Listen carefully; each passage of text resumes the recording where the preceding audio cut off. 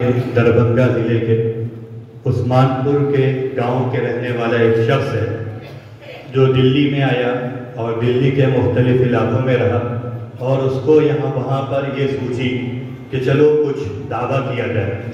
ہو سکتا ہے کہ اس کے دماغ کے تار ہل گئے ہوں یا یہ بھی ہو سکتا ہے اس کو کسی نے خریدا ہو اور اس کام کے لیے کھڑا کیا ہو. اس نے اپنے بارے میں مہدی اور مسیح یعنی حضرت عیسیٰ اور حضرت امام مہدی ہونے کا دعویٰ کیا اور پھر دھیرے دھیرے اس کے ماننے والے پورے ملک میں ہو گئے. آپ کے لکھنؤ میں بھی ایک بڑی تعداد ہے جو ان کے ماننے والوں کی ہے، بلکہ یہ جو ہمارا علاقہ ہے اس علاقے کی جو ضمنی بیعت ہوتی ہے وہ لکھنؤ میں ہوتی ہے. یہ لوگ دیکھنے میں جو ہوتے ہیں ایسا نہیں کوئی دیو ہو، جن ہو، بھوت ہو، بلکہ ہم جیسے انسان ہوتے ہیں. اور یہ لوگ جو متاثر کرتے ہیں بنیادی طور پر شکیلی حضرات، وہ اپنے تقوی سے متاثر کرتے ہیں، اپنی عبادت سے متاثر کرتے ہیں. آپ کو بتائیں جب کوئی شکیلی آپ کے سامنے اگر آئے گا اور آپ یہ سمجھتے ہیں نہیں آئے گا تو یہ بھول ہے. آپ کے محلے میں آ چکے ہوں گے، آپ کو کان خبر نہیں ہوگی. شکیلی حضرات کے محنت کا یہ عالم ہے کہ ہم نے کانپور میں دیکھا کہ ایک ہی دن میں ایک ہی شکیلی جاجموں میں محنت کر رہا ہے، شام میں وہ تلاب محل میں آ رہا ہے، اسی وقت رات میں وہ کہیں اور جا رہا ہے. اس طریقے سے محنت کرتے ہیں. اگر آپ یہ سوچتے ہیں کہ ہمارے علاقے میں ہمارے محلے میں نہیں ہے تو یہ آپ کی بھول ہے. بہرحال شکیلی حضرات جو متاثر کرتے ہیں، متاثر کرنے کا طریقہ یہ ہوتا ہے کہ کچھ ظاہری عبادات وہ اپنی کرتے ہیں، جیسے اپنی بزرگی کا تاثر چھوڑتے ہیں. میری ایک شکیلی سے ملاقات ہوئی. اب وہ جب مجھ سے گفتگو کرنے کے لیے بیٹھا، پہلے وہ کہتا ہے کہ مجھے وضو کرنا ہے. یعنی جب ہم آپ سے گفتگو کریں گے تو وضو کر کے کریں گے. پھر وضو کر کے گفتگو کرنے جب مجھ سے بیٹھا تو اب وہ یہ کرتا ہے کہ مجلس کے آداب، بات سننے کے آداب، گفتگو سننے کا طریقہ بتاتا ہے. اب یہ چیزیں ایسی ہیں، ظاہر ہے یہ چیزیں دین کا حصہ ہے تو آدمی کو اپنی طرف کھینچتی ہیں یہ چیزیں، اس سے آدمی کھنچ جاتا ہے. حالانکہ ہمیں سوچنا چاہیے ایک شخص وضو کر کے گفتگو کرے، اس سے حضرت مہدی کا کیا تعلق ہے، اس کے حضرت عیسیٰ کا کیا تعلق ہے. کوئی شخص مجلس کے آداب بتائے، اس سے حضرت عیسیٰ کا کیا تعلق ہے. پھر بہرحال آگے یہ حضرات جو کرتے ہیں وہ یہ کرتے ہیں کہ علامات قیامت آپ کو بتائیں گے، اور کچھ علامات قیامت آپ تھوڑی دیر میری طرف متوجہ ہو جائیے خدا کے واسطے. کام کی باتیں آپ کو پتہ چل جائے گی، ہو سکتا ہے آپ اور آپ کے ذریعے کوئی ایک مسلمان فتنے سے بچ سکے. وہ کرتے یہ ہیں کہ علامات قیامت بتاتے ہیں، بلکہ علامات قیامت آپ کو بتائیں گے نہیں، کچھ آپ کو دکھا دیں گے. مثلا رسول اللہ صلی اللہ علیہ وسلم نے فرمایا آخری دور میں کچھ ایسی عورتیں ہوں گی جو لباس پہن کر ننگی ہوں گی. اب اس حدیث کی تشریح اور مصداق آپ کو دکھا دیں گے. آپ کو دیکھ لیا، یہ بتائیں گے کہ یہ ہو رہا ہے.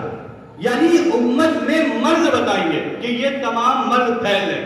یہ ہماری قوم کا بڑا المیہ ہے کہ ہم لوگ مرض بتانے والے سے متاثر ہو جاتے ہیں. جو مرض بتاتا ہے اس کو ڈاکٹر سمجھ لیتے ہیں. مرض بتانے والا ڈاکٹر نہیں ہوتا. ڈاکٹر کا کام ہوتا ہے علاج کرنا. مرض پتا ہو یا نہ پتا ہو، معلوم ہو یا نہ ہو، اگر ہم ٹھیک ہو جائیں، یہ ماہر حکیم اور ماہر ڈاکٹر کی نشانی ہے. تو یہ لوگ امراض بتا کر آدمی کو متاثر کرتے ہیں، اور جب آدمی متاثر ہو جاتا ہے تو پھر اب وہ کچھ بھی دین کے نام پر بتاتے ہیں وہ آدمی قبول کر لیتا ہے. تو بنیادی طور پر یہ لوگ متاثر کرتے ہیں اپنے اعمال کے ذریعے، علامات قیامت کے ذریعے. ہمیں کرنا کیا چاہیے؟ ہمیں کرنا یہ چاہیے کہ جو شخص علامات قیامت کو خوب بیان کر رہا ہے ہمیں اس پر نگاہ رکھنی چاہیے. ہو سکتا ہے ایسا شخص شکیلی فتنے سے متاثر ہو. دیکھیے ایک بات ہم بتائیں کہ کوئی بھی فتنہ آپ پر حملہ آور تب ہو سکتا ہے جبکہ آپ کی کیسٹ خالی ہوگی. یعنی آپ نے اس فتنے کے بارے میں نہیں جانا ہوگا. بھائی کیسٹ میموری کارڈ اگر خالی ہے تو اس کو کوئی بھی بھر دے گا.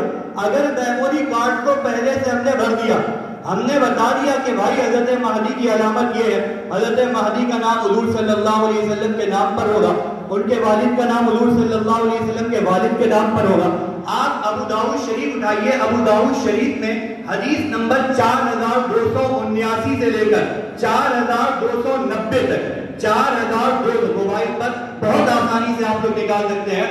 حدیث نمبر 4279 سے لے کر 4290 تک امام مہدی کا بیان ہے۔ اس میں آپ کو روایات مل جائیں گی کہ امام مہدی کا نام جو ہوگا وہ حضور صلی اللہ علیہ وسلم کے نام پر ہوگا، ان کے والد کا نام حضور صلی اللہ علیہ وسلم کے والد کے نام پر ہوگا، وہ مدینے کے رہنے والے ہوں گے۔ جب یہ باتیں ہم نے اپنی عوام کو پہنچا دی، اب کوئی شکیلی اگر جائے گا ہمارے کسی فرد کے پاس اور کوئی بات لے کر جائے گا تو چونکہ ہماری عوام کو پتہ ہوگا تو وہ اس کی بات کو قبول نہیں کرے گی۔ بنیادی طور پر فتنوں کا شکار وہ لوگ ہوتے ہیں، بنیادی طور پر فتنوں کا شکار وہ لوگ ہوتے ہیں جن کے ذہن خالی ہوتے ہیں، جن تک کے بات پہنچ نہیں پاتی ہے، وہ لوگ فتنوں کا شکار ہو جاتے ہیں۔ تو یہ جو ہمارے عمومی اجتماعات ہیں، ان اجتماعات کے ذریعے یہی ایک چیز پیدا کرنے کی کوشش کری جاتی ہے کہ ایک عمومی ماحول بن جائے کہ ہم دین کے تعلق سے، عقائد کے تعلق سے، ایمان کے تعلق سے سیکھنے والے بن جائے بس۔ لیکن ایک بات، بس یہ آخری بات میں کہہ کے ختم کروں گا، یہ اجلاس حل نہیں ہے، مکمل حل نہیں ہے۔ آپ کو خصوصاً جو ائمہ حضرات ہیں، ان حضرات کو فارغ کرنا پڑے گا، ان حضرات کو بھیجنا پڑے گا مولانا عبد الباری صاحب کے پاس۔ اگر یہ جو ائمہ حضرات ہیں، یہ مولانا عبد الباری صاحب فاروقی دعوت برکاتہ ان کی آنکھ ناک کان زبان بن جائیں گے تو انشاءاللہ کوئی فتنہ پنپ نہیں پائے گا۔ اور اگر اس اجلاس کے بعد بالکل خاموشی ہو گئی، ایک جلسہ ہو گیا، ختم ہو گیا، تو فتنہ مزید ابھرے گا۔